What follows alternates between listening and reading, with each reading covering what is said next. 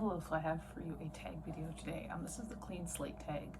I feel like this is one that was meant to be done at the beginning of the year, but I'm doing it in the middle of the year, end of June. So I'm gonna kind of adjust a little bit, kind of how these questions run. I'll say what the original question is, but I'll edit it a bit in my answer. So there are 10 questions. Let's go. The first one is, are there any genres that you're going to read more of or less of in 2025? And just in general, any genres that I'm going to read more or less of. I have been getting more into science fiction. Ever since I started reading good science fiction. I'm actually, right now, I'm reading Revolt in 2100 by Robert A. Heinlein. I just bought my first Philip K. Dick novel. I've realized that if I want to enjoy a genre, I should probably go back to the classics of the genre, to the people who made the genre kind of as big as it is.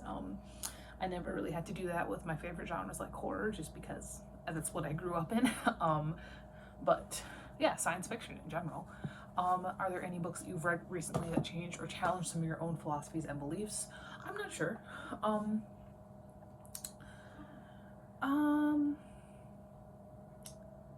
I'd say the closest is probably The Buffalo Hunter by Stephen Graham Jones. Just because even if it didn't quite challenge anything, it did, reinforce, not even reinforce, but remind me of some of the horrors that were going on in the Great Plains in the 1800s and early 1900s, which is, devastating in a lot of ways. I don't know, I read a lot of really crappy horror. There's not a lot of that going on. Who would you recommend for a newbie to watch in general on BookTube? I think probably it really depends. It kind of depends what kind of watcher you are. If you're very much a YouTube watcher and you're just trying to get kind of the big names and you want some high production, like basic stuff, like Books and Lala, Peruse Project, people who've been doing it for a long time and who know how to do it well. But if I do think that there are a lot of really great smaller booktubers. And it really just depends on what kind of genres you're interested in. There's romance ones, there's classics ones, there's science fiction, there's fantasy bros, there's all sorts of people, and it really just kind of depends on what you enjoy. I don't think there's a one-size-fits-all answer to this question. Do you have a book bucket list? I do. It's called The Book Wall. I'm on track to finish it in about 40 years.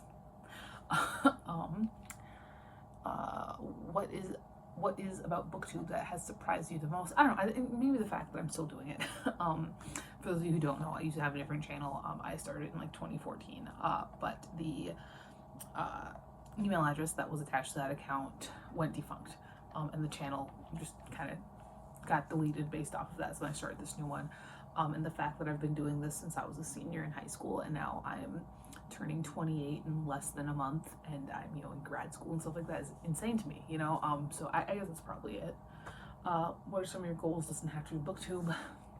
I don't know, man. Just read more. I feel like I've been pretty slow this year. I mean, I've read 165 books this year. I know that's a lot of books. I realize. I'm not going against anybody but myself here, and for myself, 165 at the end of June is pretty slow. So if you could meet any writer, artist, or musician, who would they be? I don't know. I mean, they say never meet your heroes, I suppose I would love to meet Stephen Graham Jones. I think he's a wonderful writer. I know he's a professor too, like an English lit professor, and man, that would be, beautiful. Stephen King, obviously. I'm not sure though, like it's difficult. Would you rather have your life written by your favorite author or be portrayed in a movie by your favorite actor or actress? I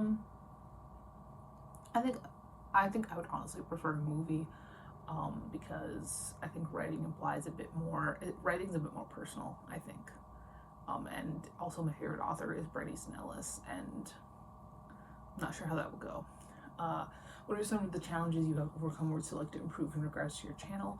I am working right now on being a little bit more relevant, not in the sense of, doing what everybody else is doing, but relevant in the sense of posting things in a timely manner.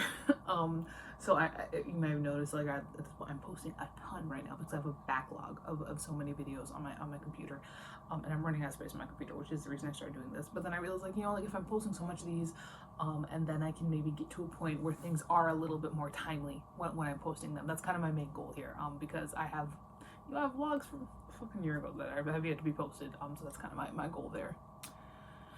What advice would you give someone who is thinking about deleting their YouTube channel? It really depends on why. I mean, if